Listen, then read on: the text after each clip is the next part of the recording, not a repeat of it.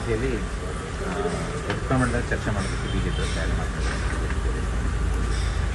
ಅಲ್ಲ, ಅವ್ರು ಮಾಡ್ಕೊಳ್ಳಿ, ನಾನು ಸಮಂಜಸವಾದಂಥ ಉತ್ತರವನ್ನು ಕೊಡ್ತೇನೆ.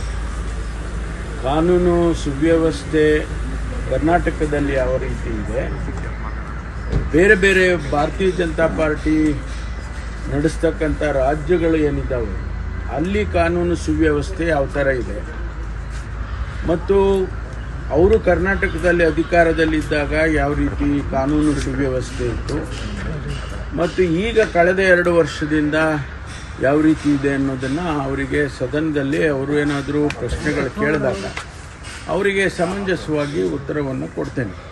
ಏಕೆಂದರೆ ಅಂಕಿಅಂಶಗಳು ಹೇಳುತ್ತವೆ, ಮತ್ತು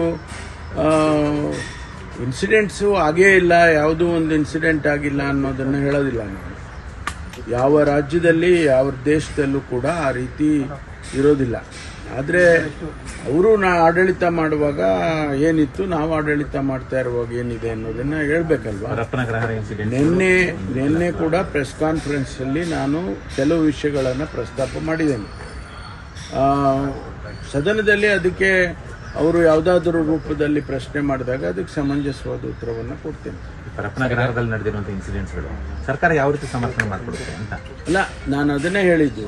ನಮಗೆ ಪರಪ್ಪನ ಅಗ್ರಹಾರದಲ್ಲಾದಂಥ ಘಟನೆಗಳು ಯಾವಾಗಾಗಿತ್ತು, ಮೆಜಾರಿಟಿ ಆಫ್ ದಿ ಇನ್ಸಿಡೆಂಟ್ಸು ಯಾವಾಗಾಗಿದ್ದಾವೆ, ಆ ಘಟನೆಗಳು ಯಾವ ಆಡಳಿತ ಯಾವ ಸರ್ಕಾರ ಇತ್ತು ಆದಾಗ ಅದನ್ನೆಲ್ಲ ಹೇಳ್ತೇನೆ ನಾನು.